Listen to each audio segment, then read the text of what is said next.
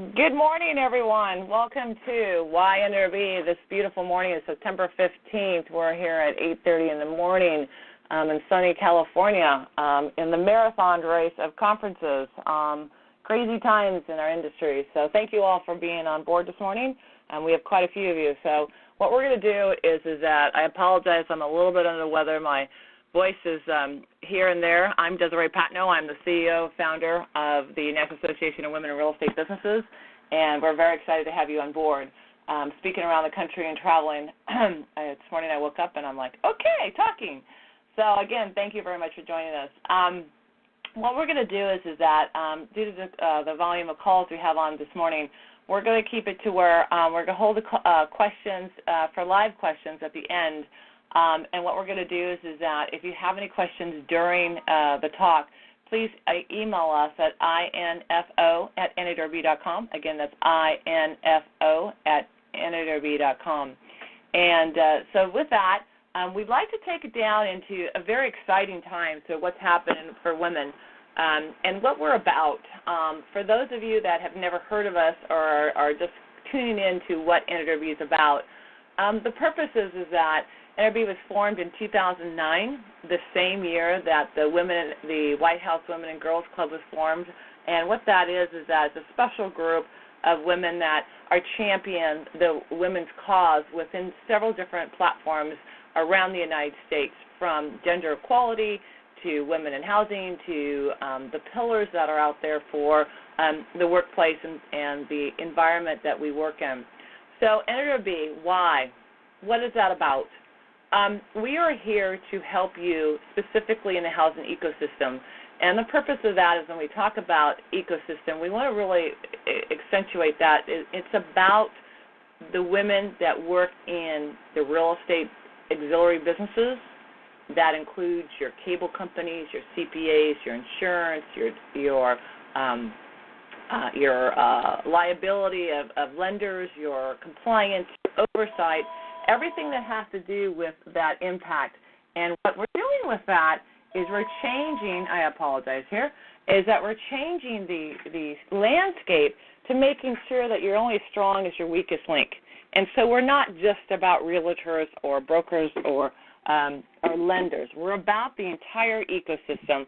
And the purpose, again, is that to make sure that unity, together, collaboration, we can make sure that we can help with the voice and the changing of the demographics in our systems that we have out there. So that being said, we are an advocate group. We are out there on the Hill. We are out there in D.C. at least 20, 25 times a year.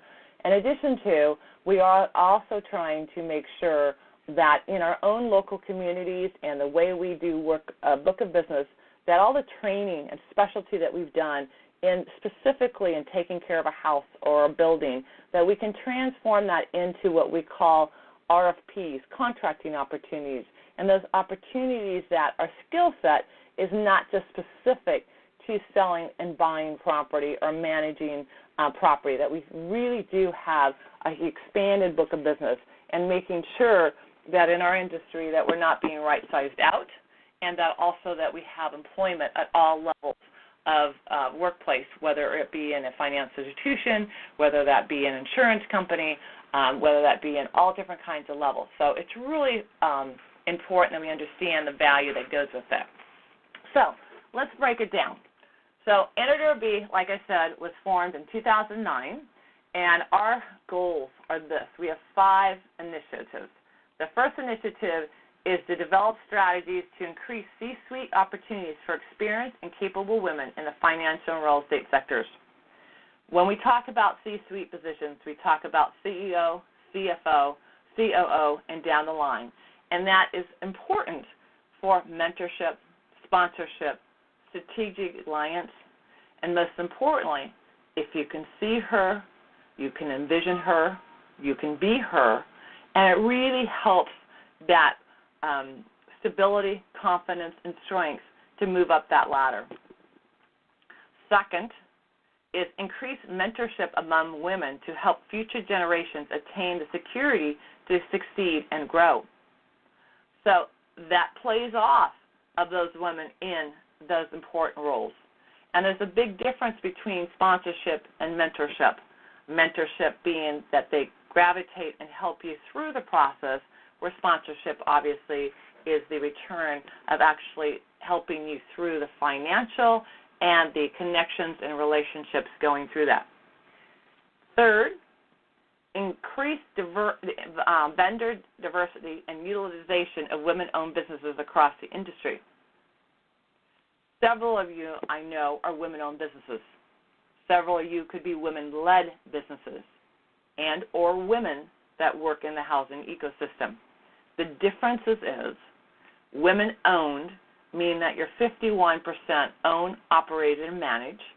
Women-led mean that you're women that are not owners, but you do either A, run the company, or B, at the executive level of managing a department within that company. So you are one of the leaders or executive team of that company.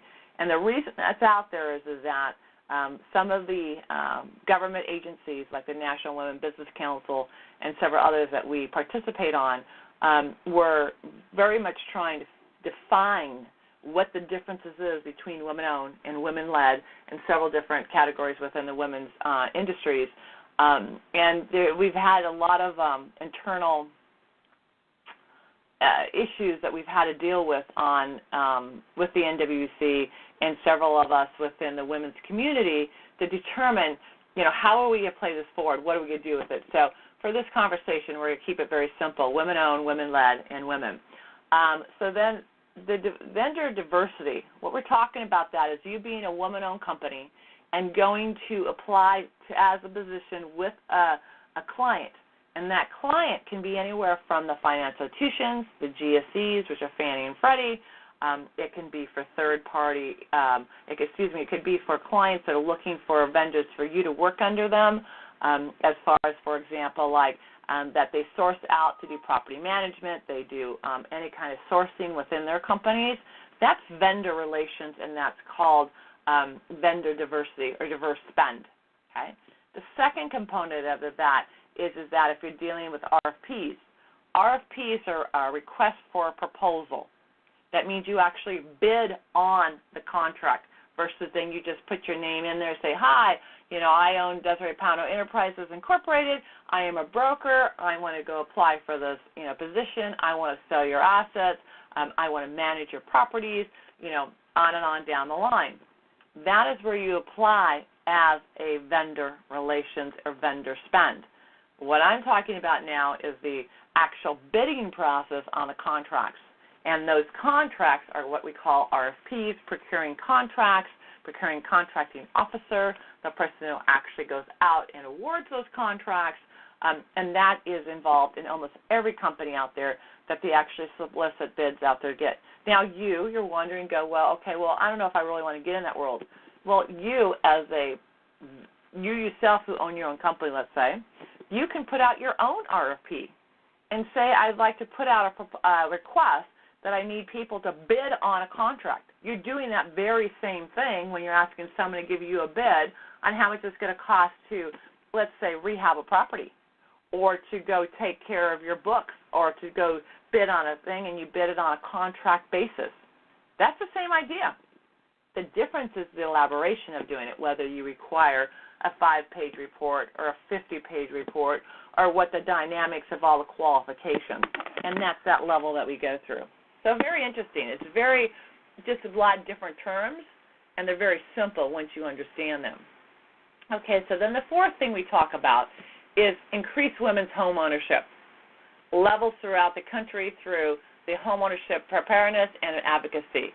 So our exclusive thing for NAWRB is not women's home ownership. It is one of our initiatives, and we have so many great programs out there that are already established in the United States between several different diverse organizations and trade associations, great advocacy through 13 different companies out there through the FDIC, Freddie Mac, Fannie Mae, Credit Smart, all these great programs out there.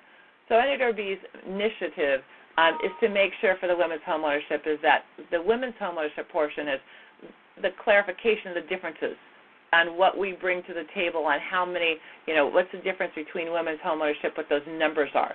So there's very elaborate that we make sure we play that forward. What kind of women are buying homes?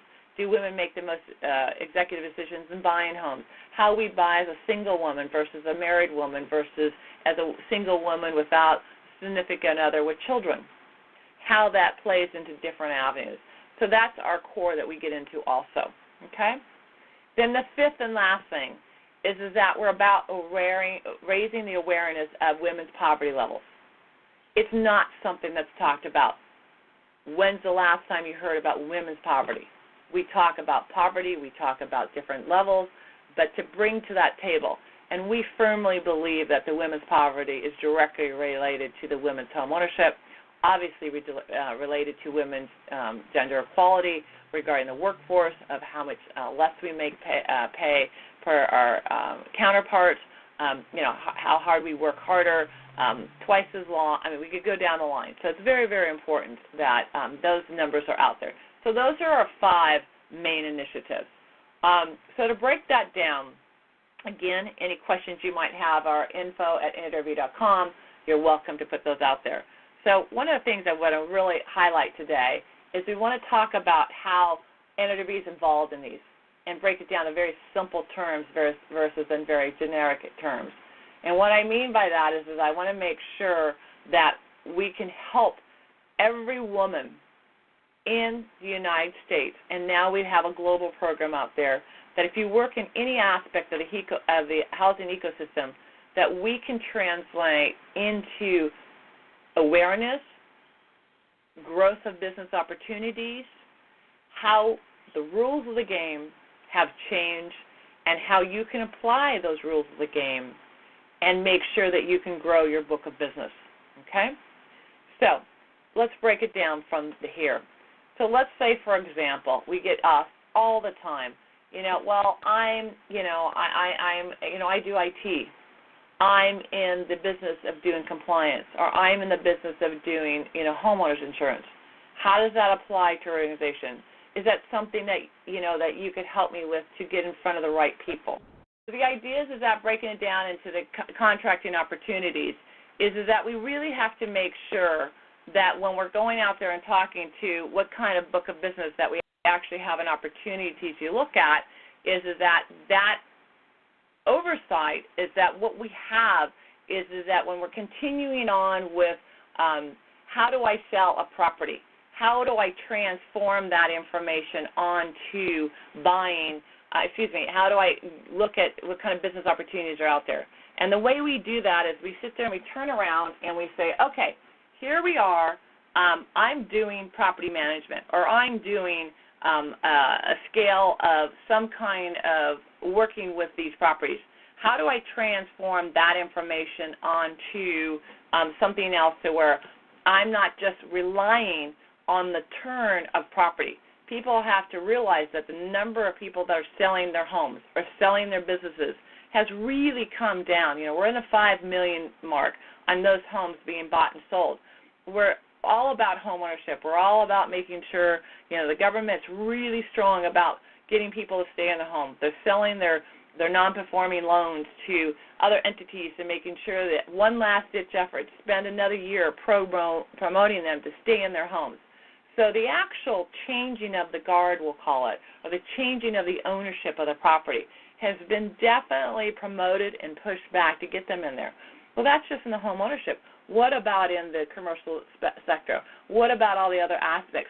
So we really have to focus on if we're in the book of business of doing real estate or related entities within that, how is that going to help us? So that's where NAWRB comes into play. We show you, we bring you the awareness to other entities, government relations, whether it be city, county, municipalities, state, federal, on avenues on how we can help you or connect you to those other industries and a relationship that are looking and classifications that can help you. A lot of them are 100% free. A lot of them are looking for that industry to help you connect to move that forward, okay? So those are the avenues that what we're here for you, to making sure that you can connect and you have that understanding and clarity. Most important, the clarity. Okay, we got some questions coming in here at info@NAWRB.com. Sorry about that. Okay, so the first question comes in from good old Texas, was just there. And the question is that, okay, so we're talking about this information. It's pretty overwhelming. So where do I start? Excellent question. So to answer that, it's something that we have found that it takes 30 to 40 times to be in front of that same, what we want to say, information before it really resonates. Do not feel overwhelmed. Do not feel like it's something that I don't want to get involved, it's too complex, I don't know how to do it. One of the things we like to reference here at NAWRB is that who knew what an REO was? Who knew how to do that book of business? Who knew how to sell a home if you were to look at what it takes to sell a home today versus it was 10 years ago? Or who knew how to deal with commercial properties or anything and what's required? You know, when I went to school, almost 30 years ago to get my real estate license, it was you're not allowed to be an attorney. You're not allowed to be a contractor. You're not allowed to do anything. You're basically, your job is to give them 3 references, say, here you go, you take care of it. My job is just to, put the sign out there, say, here's some references of my experience and thank you very much, and walk away. All that has changed. You're handling one of their most important expenses. You're handling the whole environment of what happens when you buy a home. What happens is that their family expanded or not. Did they over-leverage their home because they're having a business crisis?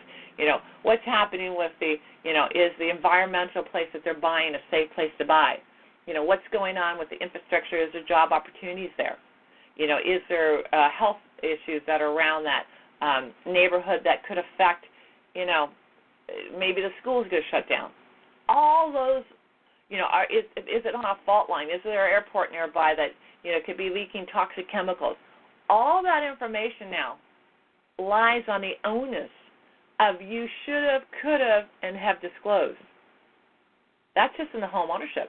Now you've got the commercial buildings, you've got everything else down the line. So our dynamics of who and what we do in our industry has changed so much. So you've got to make sure you have your partners, your teams, and most importantly, they're as strong as you. Collaboration is so pivotal. So that's why here at NAWRB, we're about getting strength in teams and partners and understanding what's out there. So if you tailor that back in and focus on the women's gender equality, which is what we do, we are not a feminist group. Again, we are an advocacy group, and we're about women's business ownership. We're about promoting women to greater heights within employment. We're about women teaming together, and we're about women getting them to step out on their own and start their own business. Do you have to be a business owner to be an NAWRB? No. Do you have to be a woman who just sells in real estate? No. We want all women, yes, you must be a woman to be a member of NAWRB, but can I be affiliated with NAWRB and not be a woman? Absolutely. We have strategic partners. Our strategic partners start at $5,000 and go up. Now, who can be a strategic partner? Men, corporations, anyone can be a strategic partner. Those strategic partners we're looking, though, we want to make sure they're vetted to make sure that it's really, I'm going to say, applicable but have the same core values in what we do and how we do. Do we go through an extensive vetting process? It's about, does it make sense? Is it the right fit? We want to make sure, people come up to us and they'll go, IT, real estate? Absolutely. 70% of all job opportunities out there have to do with IT. It's about compliance, oversight, technology. So we partnered up with Microsoft this year. Phenomenal.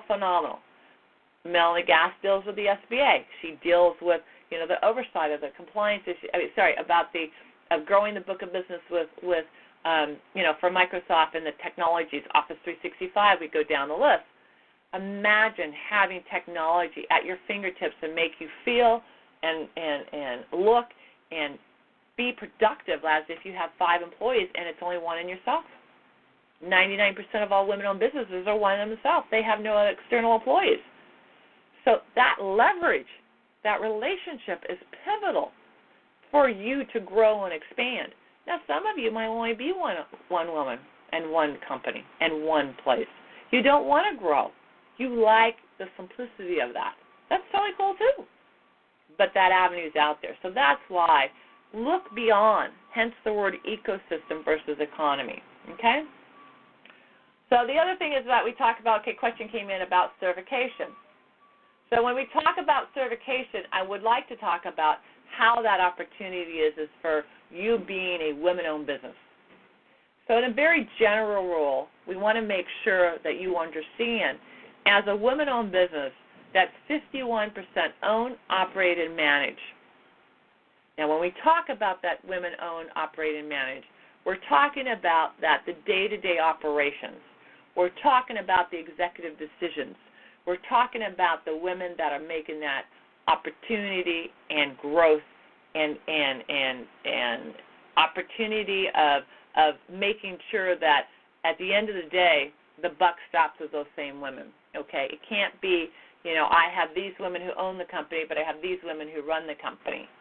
They must be one and the same, but it can be multiple women. It doesn't have to be a woman that owns the company. And the one thing that always, many, many years, it's still women-owned, even though it might be a woman. It's still women-owned is what the classification is. And always cracked me up. It took me a long time to get over that. So anyway, moving forward is that when we talk about women-owned, we must be very, very, very careful that we're not talking about leading with diverse or gender or classification. We have to always remember, and we have to be very diligent about this, that it's about the performance. We have a motto, the it factor. We steal it from the X factor. If you have the it factor, the best, we love to say, the best it should get the job. The way the rules are written, though, it is about classification. Okay? Got to know the rules of the game, remember, to play the game. So we're about saying, okay, so what does that entail? 51% own, operate, and manage for women-owned businesses. So, okay, so we're a women-owned business. Now what? Do I get certified? By who? For what? Where? Question is, who are you going to do business with? What do they require? And is it current on what they require? So if you're dealing with the federal government versus local municipalities, city, county, state, are you dealing with third parties? Are you dealing with utility companies? Are you dealing with independents? Are you dealing with private companies? Are you dealing with actual homeowners? Are you dealing with the industry? Are you dealing with just the public? All those will require or look at different allocations or processes to get certified or not get certified and just check a box and say, I am a woman-owned business.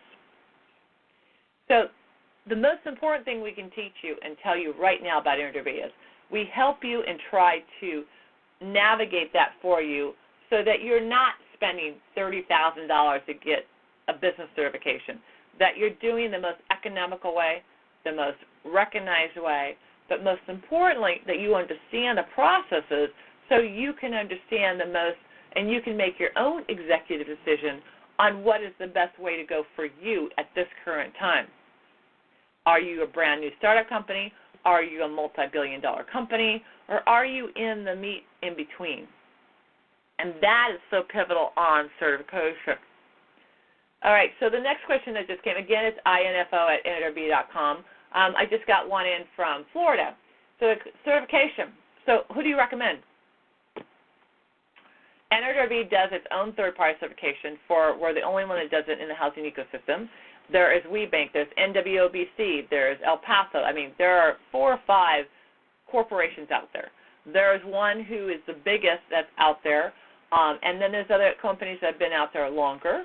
There's other organizations that are more specific like we are. And then there's I guess the best advice I can give you is that you need to have a one-on-one conversation. You need to listen to our certification series that's on our website. And the other thing is that you've got to ask who you're going out the book of business for. Again, you don't just go, I want to get certified for everyone and I want everything to work. There is no certification that's universally accepted all across the platform. None. It's not even regulated. It's who recognizes or accepts the certification that you have acquired. So real quickly, our recommendation for certification is that you go out there. If you're in the housing ecosystem, you get ours. In addition to, you go out there and get a third party, whether that be WeBanks, whether that be NWC. Those are two very highly recommended organizations that are third-party women-owned. The other thing is that I make sure that you get certified in the state you're in, the municipality or city or county you're in, and also at a utility company you want to work with. Everyone goes to us and says, well, why would I get certified with a utility company? What does that have to do with anything that have to do with real estate? Do you not have utilities run to your business, your personal home? Everything you do you not need utilities? Every one of those utility companies does something and needs your skill set.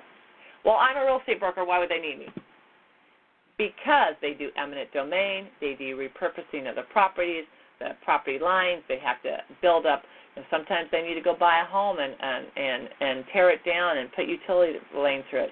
You know, the expansion here in California is coming from the light rail from Sacramento to San Diego. All the homes in the path, or buildings in the path, they have to buy it, they have to evaluate, they have to sell them, they have to relocate all those people. You think outside your normal box. Okay, maybe we're not buying or selling them. Maybe we're leasing. We heard at our conference where Fannie Mae has 2 different contracts out there where they have in excess of over 1 million square feet that they need to lease. Some leasing contracts are much bigger than sales contracts. We're talking, excess of you making $20,000, $30,000 in commissions.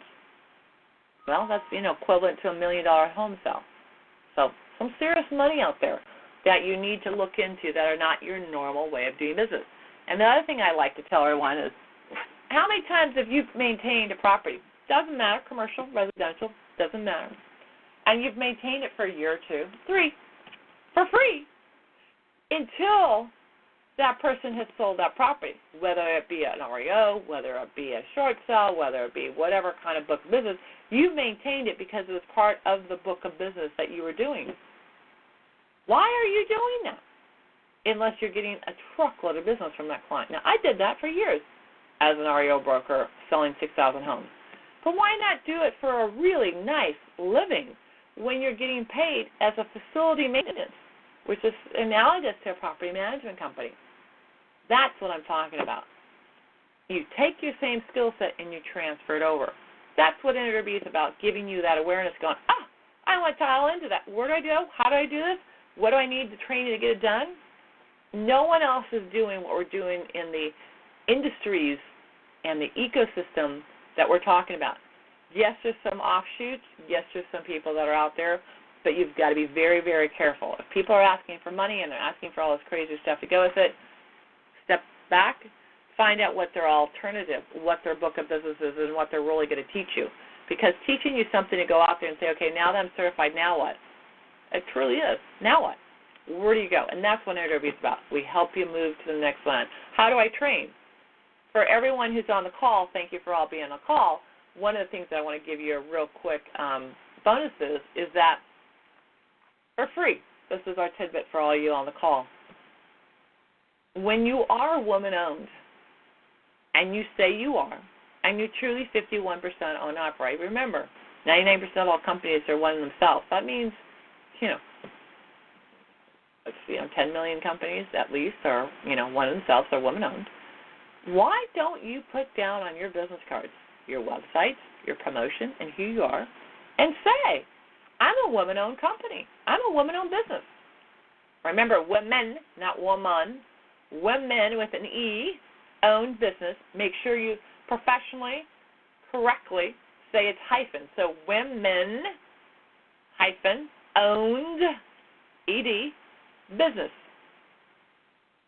The difference is you can't say you're certified if you're not. So you just write down women-owned business.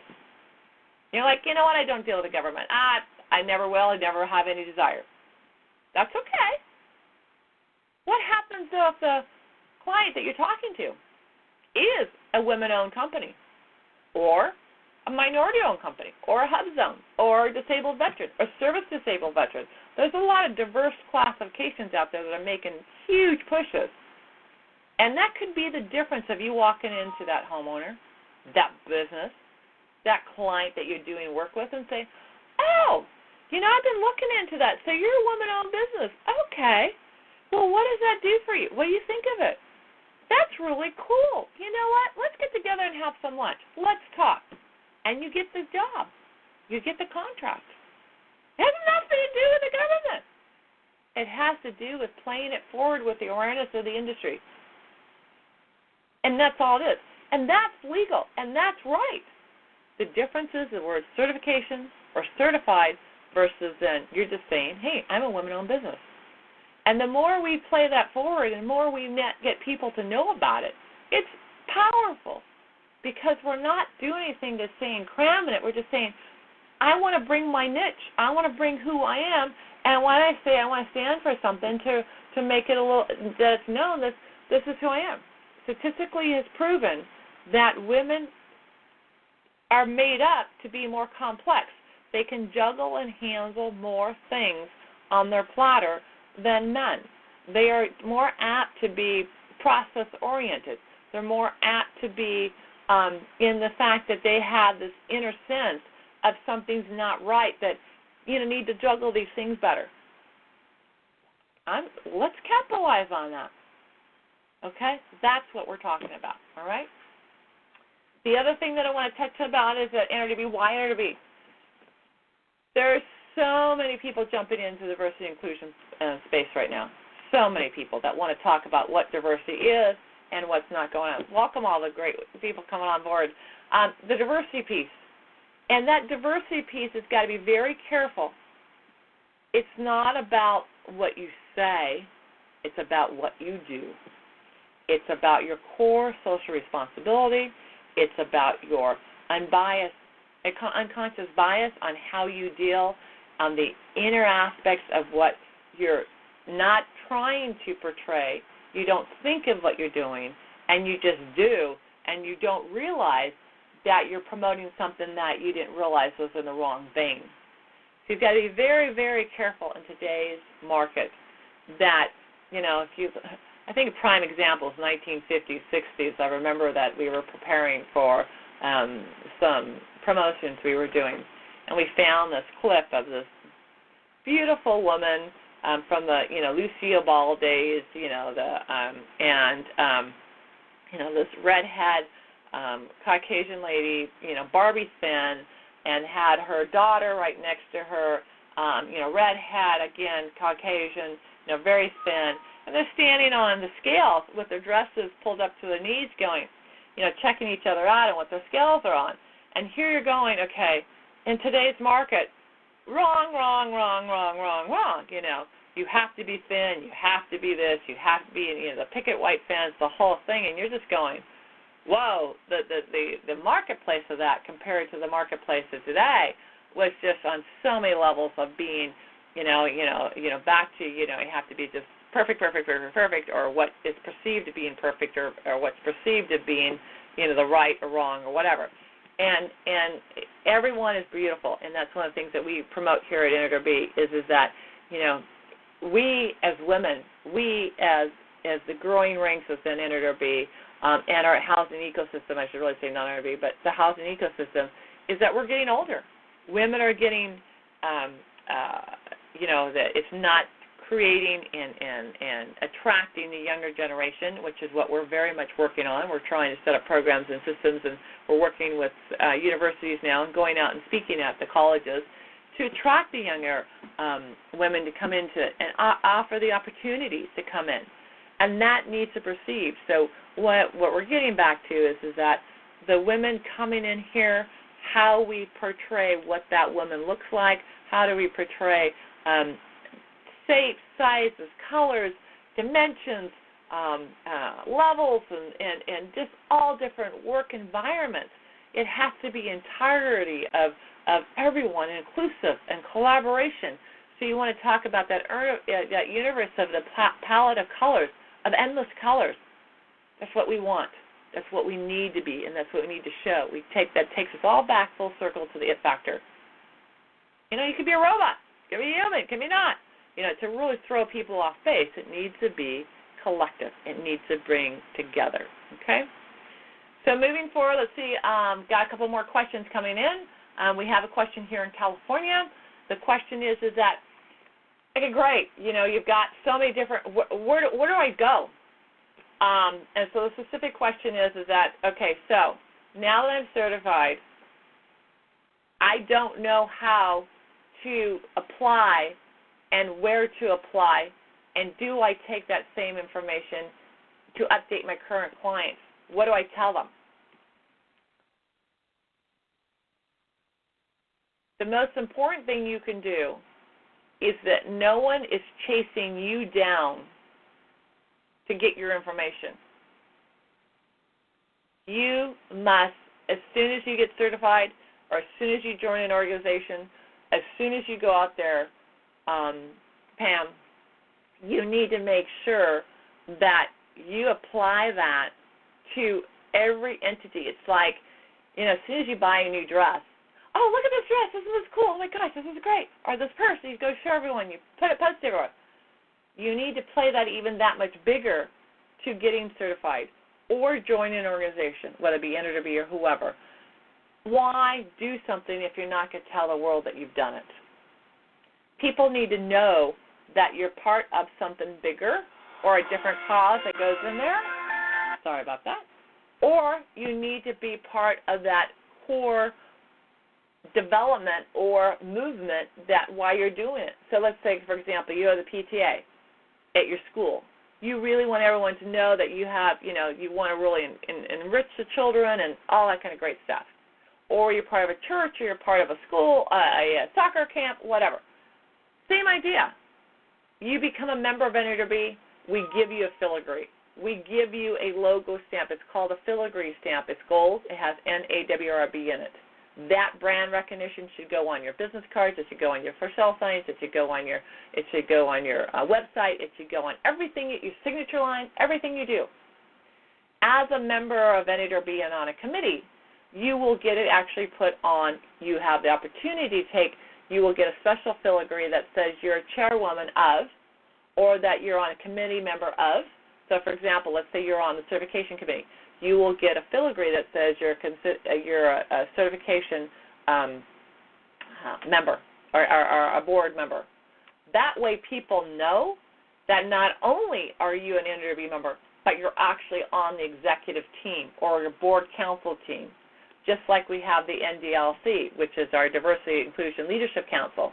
These are executive women across the platform of our housing ecosystem, whether it be from brokerages, the CEO of like Tammy Bunnell, whether it be from, you know, Wells Fargo, whether it be, you know, with Sarita Battles, whether it be with, you know, that Microsoft with Melanie Gass, who's head of the SBA within their national channel platform. I could go down the list. These are powerful women that are out there making a sound difference for the women's movement and making sure that we're back to that C-suite executive decisions and also for supplier diversity spend and increasing women employment at all levels. So you can see the powerhouse that we have, that we're creating this embodiment of this enrichment to make sure we're playing it forward for all women in the housing ecosystem. So filigrees, so important. Branding, recognition, everything you do. Like if you look at my signature line, you will see not only it has the filigree on it, it has our mission statement, which is our trademark. She is changing real estate is a trademark assigned to NAWRB. That trademark is, she stands for specializing in the housing ecosystem. Okay? That played forward is to allow and brand that everything that's being done in the women's movement, in our subset of the housing ecosystem, is being affected as we push as the other industries and the women's collective movement of getting us out there. So you know what? It's not about everything. It's about, instead of 5% of the contract opportunities, why don't we get 50% of the contract opportunities? Instead of just making 77 cents on the dollar, why aren't we making equal pay? That's all we're asking for. We're not asking for more. We're asking for just parity. Okay? That's what NAWRB is about. And by playing that forward and having opportunity. So, again, why NAWRB? We also have account executive positions. We also have positions for you to become a delegate. We have 10 different committees, and one of those is that, what I think is one of the most important, is a delegate. How do I get up there and talk and have the same platform as if I am speaking on behalf of NAWRB through my voice of I being a title company, I being an insurance agent, I being a contractor, and I get up and speak about what the movement is and what opportunities we can bring. At the same time, it's through my lens of my voice, meaning I'm one of those entities, and you're an extension of how you're playing that forward. So everyone where you speak gets to see that, oh, I am not only doing this to help grow your personal book of business, but you're bringing it on a much bigger scale and saying we want to move this forward so everyone can be a partner of this important movement, because what you don't know at the end of the line is that if we can get 2 women to say that they're going to bid on a contract, or 2 women to participate in a proposal, then we can ask whoever is delivering that contract to say it be set aside for only women-owned businesses. Let me let you think about that. Let me repeat that. If we get 2 women-owned businesses to say that they're going to bid on the same job, or that they're that opportunity to do, we can ask every contracting officer to set it aside for women-owned businesses. Not even do the contracting officers who work at the government agencies are either in tune and or part of to understand or realize or promote everything, because it's so massive. So sometimes we on the outside have to help on the internal side. No problem. We're here. We get it. We're not perfect every time either. So let's help. Let's make everyone responsible, aware, and cognizant of what's going on, and then we can play this forward. So at the end of the day, instead of having 5% of contracting opportunities, no matter what level, where, or who, we can get 25 or 35%. The SBA is at 23% right now, and they're running about 28% success rate. Okay, well, the small businesses are the engine of the economy. Why are we at 23%? Okay, so anyway, those are some very cool things about what we do here at NAWRB. I hope those answered your questions. So some of the other things, let's go ahead and open up to the calls. Again, it's info@nawrb.com. Let me guys take you offline and see if you have any quick questions. Hopefully we carried some of that over. So here we go. Let me go through the lines here. Okay, we're unmuting some lines. Anyone have any questions that are live?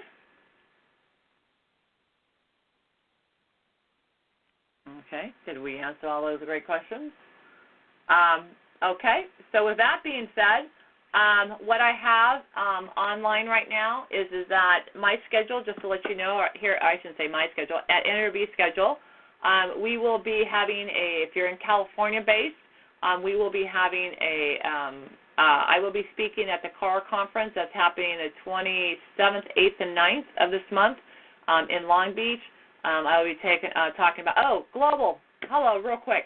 Our Global Resource Center, totally free, 100%, 10 seconds to register. Champion every single woman that you know globally about taking the 10-second plunge. It's totally 100% free. Everyone else is charging to be in a depository, a platform, or whatever. people don't understand that the government charges that a lot of agencies and companies are trying to jump in the bandwagon to charge to go into depository and say, hey, if you're women-owned, come with us, register, pay all this money, give me all your licenses, and people will use you. Well, the federal government doesn't track women-owned businesses. It's paid and tracked by secondary companies or third parties. On top of that is that if less than 100,000 or 50,000 companies are actually registered in some depository somewhere in the United States that are women-owned businesses, and we know we have at 10.5 million or more like 12 to 13 million companies, I'm sorry, you need to get those women-owned companies out there in the depository. There's no tracking of them anywhere, and they're not put in any system. So we create a system called the NAWRB's Women's Global Resource Center. And what it is that literally you put in there and you say your name, you put in your contact information, but most importantly, are you women-owned? Are you LBGT? Are you small business? Are you minority? And you're just checking a box. Yes, I am. No, I'm not. Yes, I am. No, I'm not. And then you're checking a box whether you're certified or not. That's it. We only care if you say you are or not. We don't want licenses. We don't want all that stuff. Because who you go after book of business, they're going to tell you who they want you to vet with. So let's say you get certified by one company's third party, but they don't take third party and they need to have you their own. A lot of companies require you to get certified through them, not by a third party. So why go through that expense and or time when you're starting out if you just want to know who's out there? So the idea is that how many years you've been experienced, what do you do, what kind of category are you in, are you a trade association, are you a government employee, are you an appraiser, an underwriter, what are you in? Are you upper management, mid-management, a professional? The only criteria is that you're a woman in the housing ecosystem. That's it. To be in this depository or this resource center. From there, you agree that you'll get an email. That's all. That's it. And that awareness to understand, so as we get diverse spend and we get opportunities and people come in and look through our depository on a regular basis, they're looking for women that are in the classifications, categories, and places we go. Our goal is to get 250,000 women by 2018. So play it forward, tell everyone about it. That's the most important thing that's out there to go with that. So with that being said, I hope we've answered your questions. If not, again, we have an incredible resource library that's building every single day. It's on NAWRB.com. It's under our media library. We have a resource library in there. We have our magazine. We have news clips, press releases, a collaboration of past she-calls, really extensive. As we play it forward and we get a lot more on the website going through, we are going to start pulling it back into members only. So it's very important. Our memberships are out there.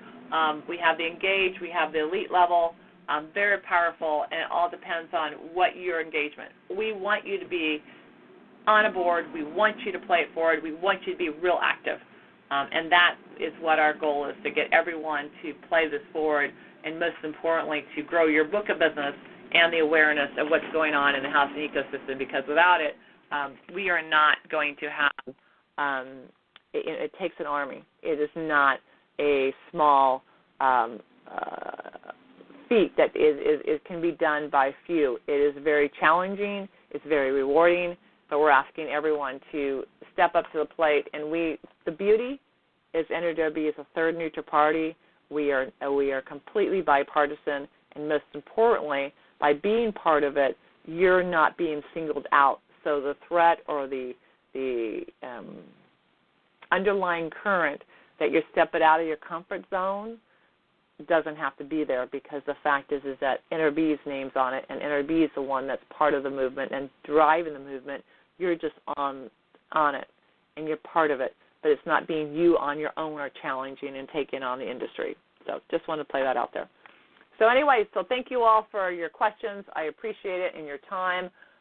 Wonderful, and please stay in touch, and if there's any additional information that you're looking for, please reach out to us, and thank you again, and let's play this forward and have a fabulous day, and we look forward to seeing you around. I will be in Boston and Chicago in October for the MBA and the National Minority Supplier Diversity Council. Be in ARIA speaking on diversity over there in Las Vegas, so make sure you stop in if you're in that area. In addition to, I'll be in the IMN in Santa Monica at the end of this month, and that's in California, and those are just rattling off the top of my head. So anyone else, take care, talk to you soon, and hope to see you around. Bye-bye.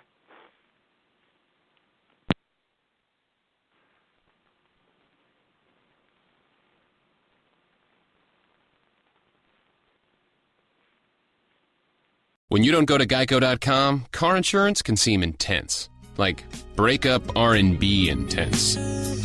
I thought you said you loved the sweater that I got you. If you didn't, you could have told me. Geico makes it easy. Just go to Geico.com anytime to update or check your policy without all the extra drama. I even had a gift